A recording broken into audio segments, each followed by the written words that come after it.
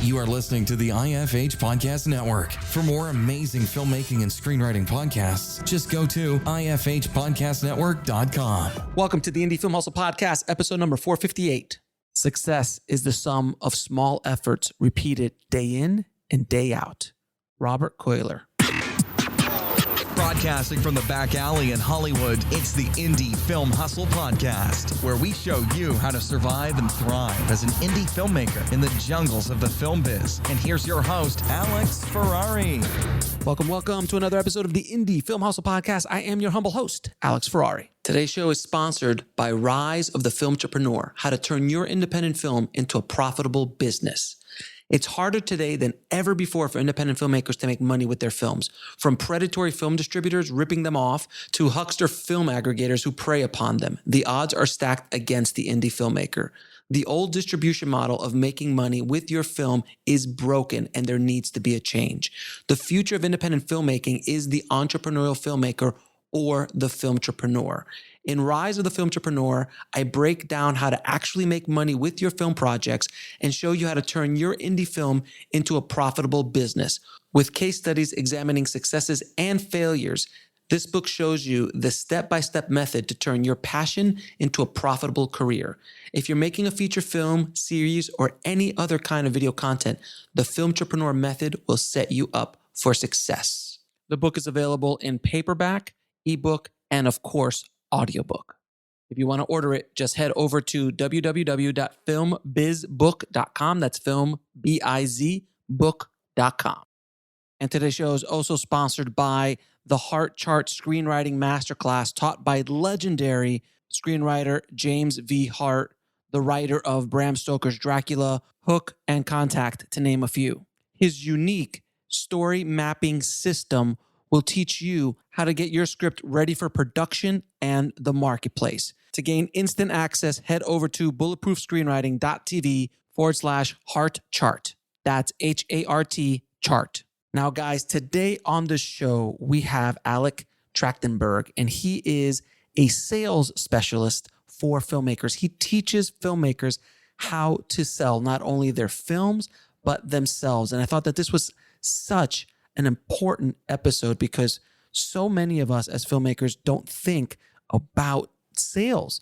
And there's a dirty word when it comes to sales. You think of the dirty, sleazy sales guy and all that kind of stuff. And yes, those people are out there, but you are selling, whether you like it or not, every single moment of every single day, almost every single moment of every single day. Because every time you are trying to persuade someone to do something like go out to dinner, who's gonna choose what movie to watch, if you're a couple, you're selling that moment, that thing. So you're always selling. And I think that filmmakers really need to get that in their head, that they always have to be selling, how they can better sell themselves as filmmakers and sell their projects to the marketplace. And Alec and I dive in the deep end of the pool about sales for filmmakers. So without any further ado, please enjoy my conversation with Alec Trachtenberg. I'd like to welcome to the show Alec Trachtenberg. Man, how you doing, Alec? Good. How you doing? I'm as good as I can be in this crazy mixed-up world we live in. And getting crazier by the second. I'm excited to have you on the show, man. You reached out to me last year. Thank you for your patience. You reached out to me last year about your new book, the name Lights, Camera, Sell, how to actually selling techniques and sales techniques in the filmmaking world, which is, like I was saying earlier, sacrilege. You don't talk about salesmanship in art and filmmaking. I'm an artist. I don't have to think about money in sales. That's somebody else's problem. That's what most filmmakers think, which is to their detriment. As we were talking, both The Rise of the Filmtrepreneur and Lights, Camera, Sell are great companion pieces because they both go into very different. I mean, a lot of the stuff that you talk about in Lights, Camera, Sell could easily be applied to the Filmtrepreneur method and vice versa. So I think they're really great companion pieces. But before we get started, man, how did you get into the business? Yeah, so it's funny. I actually, when I went to college, I went to Loyola Marymount, which is a pretty big film school. But I actually didn't major in film. I majored in communication studies. Did some short films on the side. I've always had an interest for producing, and then eventually I produced a feature film called The Cabin, with my director, who's from Sweden. So it was a little indie film we shot out in Sweden back in 2017. It got picked up on distribution domestically, and they're also representing us internationally as well. But yeah, got the film on to Amazon, Hulu, all the different sites up there. And, I've always had a passion for film. But I also, just working in sales myself, working at a variety of companies, help companies like Airbnb, Amazon, and kind of, driving more sales and awareness about their products. I saw there was a huge overlap in, what I was doing as a film producer and what I was doing in sales as my day job. Very cool. And then you decided to write the book Lights, Camera, Sell, which is, I'm assuming you saw a hole in the marketplace for a sales book in independent filmmaking. And it's not only sales of movies, but it's also sales of yourself as a filmmaker, a company, your career, and your projects, and a script, whatever, any kind. And that's the thing that people don't understand. And please let me know what you think is people don't understand that sales is in our lives every day, all the time. It's not just the weaselly guy selling a used car somewhere. I mean, it's sales of like, what are we having for dinner tonight? You've got to sell what you want, and you got to talking like, oh, I want to go to this place. Well, it's constant throughout the life, and I kind of figured that out early on when I was even trying to date girls in high school. I'm like, it was a sales presentation. I had to prospect. I had to provide value. I'm like, if you go out on a date with me, you will get this and this, and look at how cool I am. All this kind of sales techniques I was doing instinctively back then. But now as an adult, I kind of realized what I was doing. So do you agree with all that? Oh, I totally do. I mean, in every aspect of your life, whether, you have a child and you're trying to convince your child to behave in a public space, or, like you mentioned, dating. I mean, Tinder is like a prospecting platform. I mean, when you're going on these websites and trying to find your best match, and you're trying to demonstrate value by the photos you post and the things that you say. And sales presentations are those dates in themselves, right? When you're going out and, you're showing what you can provide, right? So, yeah, I mean, sales is such an important aspect of everything that you want to, be able to do and accomplish in the world. Yeah, and even as a filmmaker, when you're on set, it's sales all the time. If you're a DP, you're trying to sell your shot to the director. If you're a director, you're trying to sell your vision for the film to the actors and to the crew, and working with it. Like, it's, unless you're a dictator, and then that generally doesn't work out very well. But you're generally always selling, like ABC, always be a closing, always be closing. Yeah, that was from Glenn Cleric and Ross. But you're always selling. Oh, such a great And it's funny, you kind of harped on that idea with the used car salesman. I mean, there's so many negative connotations towards the word sales. And I think a lot of artists and, people in the film community don't really want to align themselves with that type of, personality or role, right? Because, usually when you think of sales, you think of being pushy or aggressive. People, tend to say, that's not for me. I don't do that, right? But deceitful, like being deceitful and things like that. Like a used car salesman, right? To screw you over. But, at the end of the day, sales is really all about, understanding value and, finding common connection with another person and figuring out ways that, both parties can work together for the benefit, right?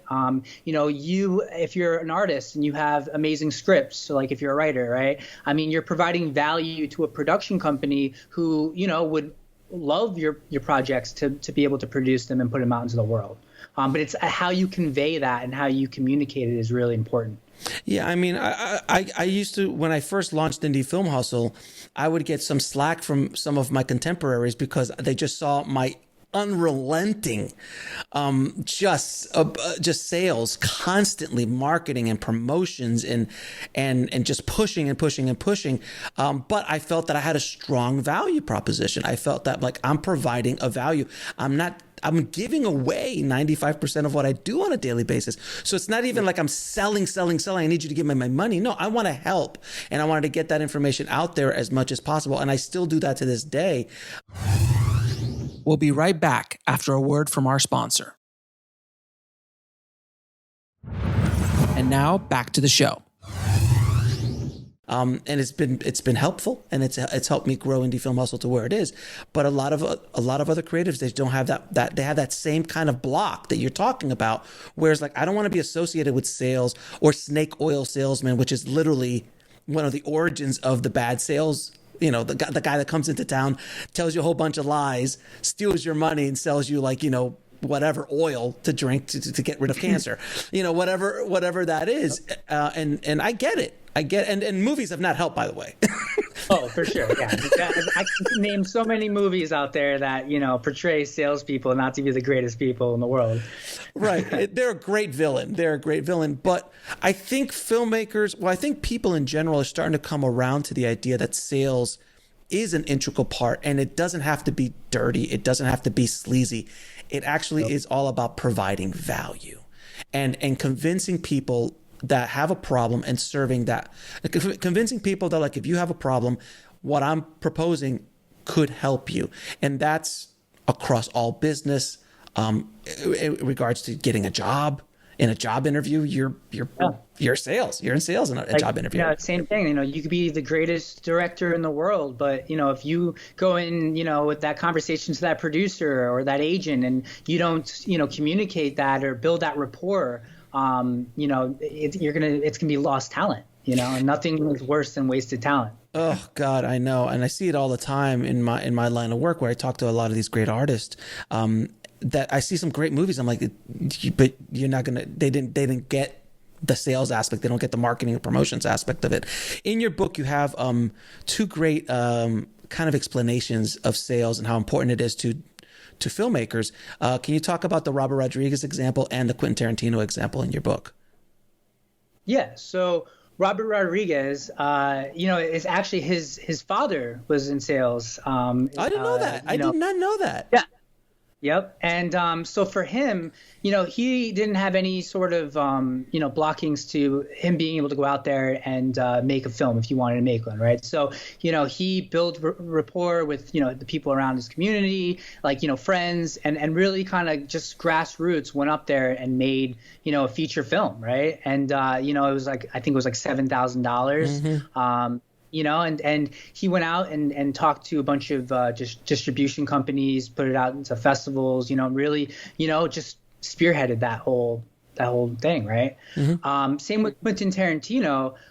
So his producer, Lawrence Bender, you know, if it wasn't for Lawrence Bender to be able to see that talent in Quentin's ability to write, you know, he wouldn't have posed the question of him to direct, right? So he directed Reservoir Dogs, which was an unbelievable movie, right? It really set the platform for, you know, his directing career as not only just an amazing writer, but as somebody who can also, you know, direct like a film. So, you know, being able to sell these ideas, even Steven Spielberg too. I mean, I have an example where Steven Spielberg would just go on the Universal tours, and then he would, I highly recommend you don't do this anymore, but if you would like jump off the tram and then you know went to one of the buildings of where all the producers are hanging out, and he would just confidently sell them as if he belonged there, right? And then before you know it, I mean, he got introduced to Sin Sheinberg, who, you know, was the head of Universal at the time and like president, and you know, at that point, that's kind of where the launch was. And if he didn't have that kind of ability to build rapport and, you know, be aggressive to, you know, chase his dreams, I mean, we wouldn't be able to see E.T. or Jaws or, you know, other amazing movies he's made. So. Now, what is the sales mindset?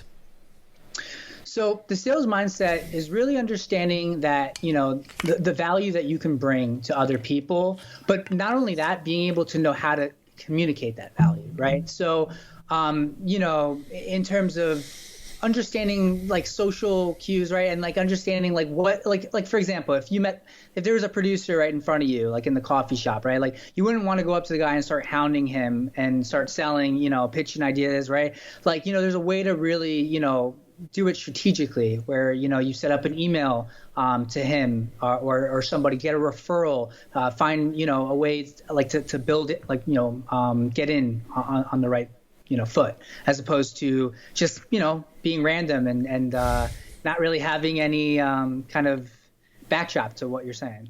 Isn't it amazing how people online and in person will walk up to somebody who, and it's happened to me anytime I'm out in a festival or a market or something like that. I always get this to happen to me, and many of my guests have as well, where you have a filmmaker or somebody come up and go, hey, read my script. Hey, watch my trailer, watch my movie. How can you help me? And it's kind of like this, like energy suckers, I call them, because it's just like, what can you do for me, as opposed to providing value. And, exactly. and what can I do for you? And how do you build that relationship before you start asking for stuff? And it's not, and it's trying to be authentic too, because I don't know about you, but my radar is pretty honed now for authentic relationships and non-authentic relationships. And sometimes the non-authentic relationships are fine if there's an equal exchange of value and it's a business transaction at that point. But if you're actually trying to build a rapport with somebody to truly try to help them with nothing in return, and maybe a year, I've built relationships that I never asked for anything 3 years down the line, maybe 4 years down the line. And we actually built a real relationship. And then when I called, I'm like, hey dude, can you help me with this or that? They're like, of course, man. After everything you've given me, of course, I'll reciprocate.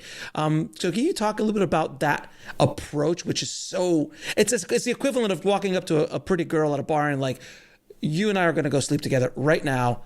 Just let's get in the car. That's not going to work. That generally doesn't work. Doesn't work. And you'll probably get someone called upon you, bouncer or police.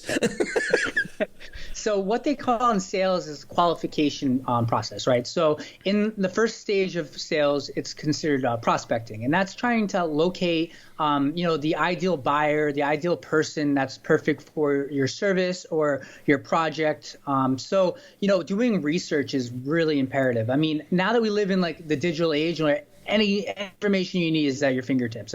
You can type in someone's name on Google and find something on page 7 that, you never would have known about, right? And like, really understanding, their background, seeing, like trying to find like trends in terms of like, projects that they've worked on in the past, right? What they might be interested in.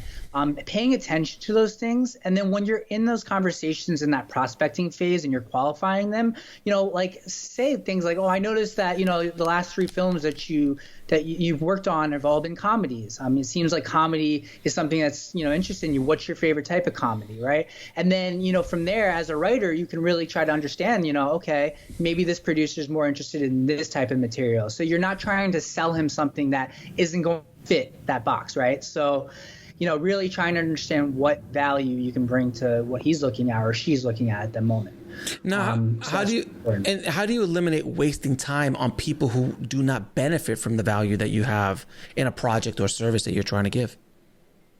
So you're saying like, so what do you mean by that? Like eliminating wasted time. So like a perfect example, I think you kind of talk about it a little bit, but it's kind of like doing a shotgun email to 500 producers because you find their email lists on IMDb somewhere, and you're sending comedy spots to, Jason Blum.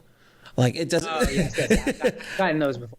Yeah. So yeah, like understanding, having like a target of just a few that you've done really hardcore research on. I'm talking like looked at, their LinkedIn, their IMDb profile, saw connections. Maybe you have a common connection that you can reach out to that can maybe, introduce you in a warm way as opposed to just, randomly, sending mail. Right. So I think it's really important to just a select few instead of just mass emailing, every single, person out there.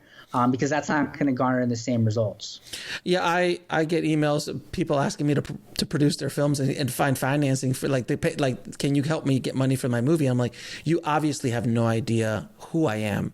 Yeah. What I'm capable of, because I am not your guy. Like, you obviously did not do your research. Here, I get query letters. I get query letters from scripts. I'm like, hey, I want you to produce this. I'm like, no, like, where in anything? It's not like I'm hidden. It's not like you can't really do much research on me. There is a ton of stuff out there if somebody really wants to do research on me, and they still don't do it. It's fascinating to me, but I guess that's just laziness. We'll be right back after a word from our sponsor. And now back to the show.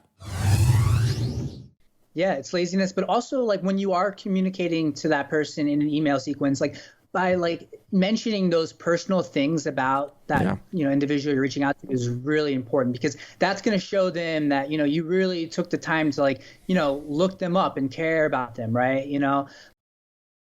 Like, for example, Alex, if I was reaching out to you, I would say, I love listening to your podcast. Specifically, my favorite, episode was with this person, right? And then kind of explaining, what did you benefit from, like, listening to that particular episode. That's going to show that, you're not just someone who's just randomly reached out to you who didn't really know, who you talked to and all that. And it's so true. I'll get email letters from PR people who obviously have no idea who I am or what I do. And then I'll get emails from other PR people or filmmakers who will do exactly that. They're like, look, we've been listening to you for years, this episode, and I've done this and I've read that. And I take those, I actually take the time, if I have the time, to actually look into those more closely than a blanket, just, flat shotgun template email.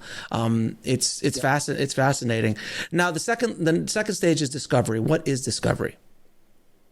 So discovery is like the time where, like, well, first off, the prospecting stage, the whole goal of that is to schedule a time to be able to communicate with that decision maker, whether that be like a 30-minute, Skype call or meeting for coffee, right? It really depended on who you're talking to. For example, if you're speaking to like another DP and your director, maybe meet them up for coffee, right? But, if you're talking to an executive producer, most likely you're going to be going to their office, that person's office, or meeting at a common ground. Probably everything's going to be virtual, during the pandemic.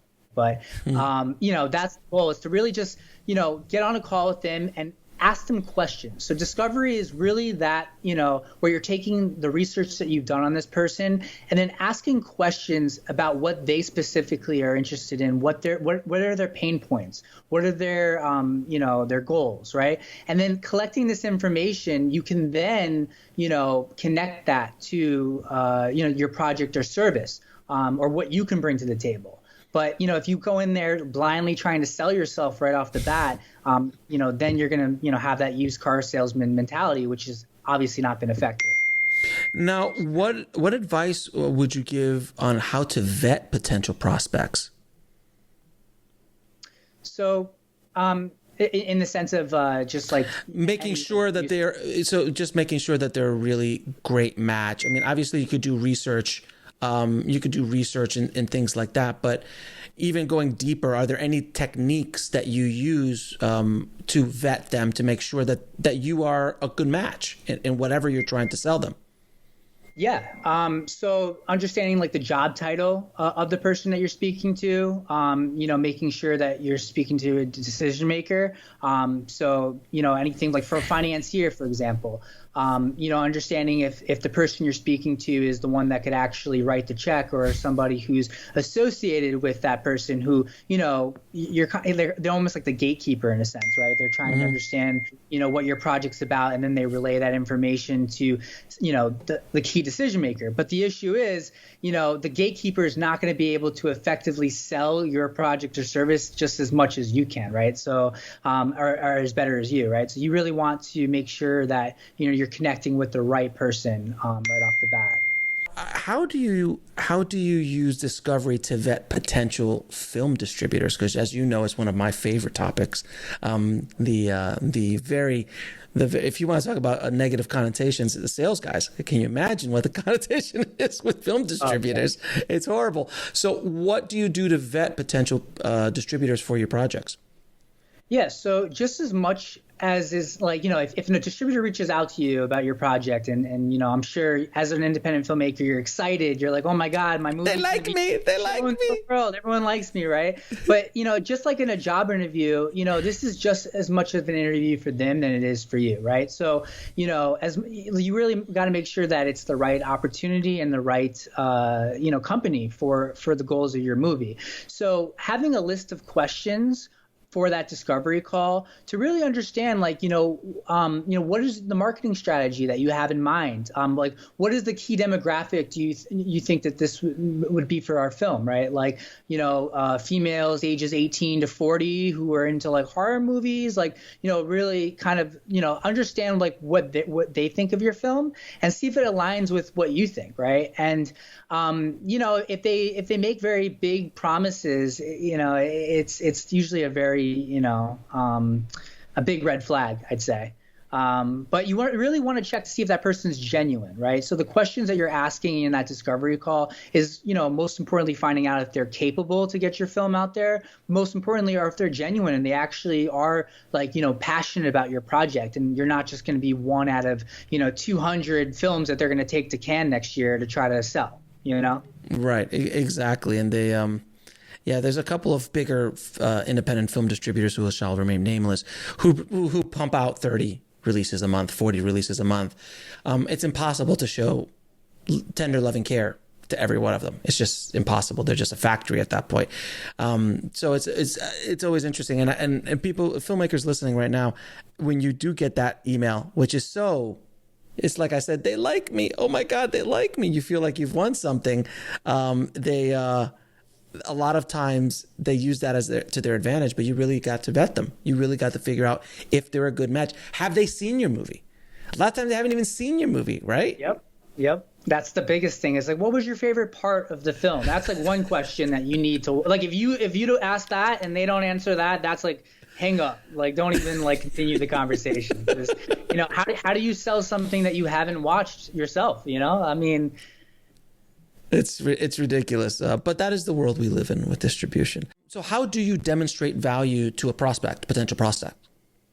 Yeah, so there's a lot of ways to demonstrate value, as a filmmaker. So, one thing, your demo reel, for example, that's an example as something that's like a collateral that's selling your services and what you can bring to the table. Same thing with headshots, sales decks, pitch decks of a film. And making sure that, when you're creating this collateral that is very professional looking, because, this is going to be in the hands of decision makers and buyers and, other people in the industry. And you really want to ensure that, you're putting great stuff out there that really reflect your professionalism as well. Now, how about for screenwriters? How can screenwriters provide value? Yeah, so for screenwriters, having those scripts, for a variety of different, genres. So, for example, if you're a comedy writer, right, and then drama, having kind of different variations there, if a producer requests it, but also getting out there, with film festivals as well. If your film has won any screenplays, that's a screenplay contest. That's demonstrating value as well. So, and as far as should you also create, pitch decks and stuff like that for screenplays, or is that overkill unless you're actually trying to produce it? I think there's never any hurt in doing that. It's really any way that you can put a visual aspect to the project to make the buyer, decision maker really kind of see it, I think is always great things. I think that's definitely recommended for sure. And is this kind of value-based? Is this kind of value-based selling when you're doing this kind of stuff? Exactly. It's the value that you can bring them for sure. Now, any tips on closing the deal? So as far as closing the deal, you really want to ensure that you guys are on the same page in terms of the project, the service, and that kind of goes in with, understanding like contracts and agreements. I mean, I would definitely recommend, not doing anything without contracts, as you can, agree. I've heard some horror stories on the podcast where, one person didn't get like a waiver for the, for physical appearance on the film, and the distribution company won't distribute it because they don't have that waiver, and then, the whole project falls apart. And hundreds and thousands of dollars go to waste. So having those agreements in place is definitely important. And yeah, what else? Closing deals. Tips on closing the deal. Yeah, and then as far as like the type of close, right? So there's different types of close that you can do, like assumptive closes, right? Where you assume that that they're sold on your project. Let's say you're a DP, right? And like, the producer you're speaking to, or director you're speaking to, has 3 other DPs that they're, kind of talking to. We'll be right back after a word from our sponsor. And now back to the show.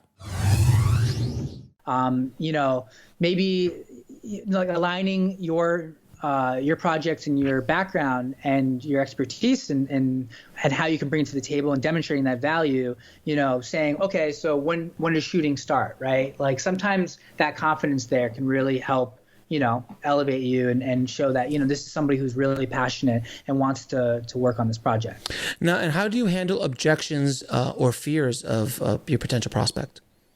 So there are different types of objections out there. Objections come from anything from like time. Let's say the person doesn't have any time to read your script, or, they're not in need of your service, right?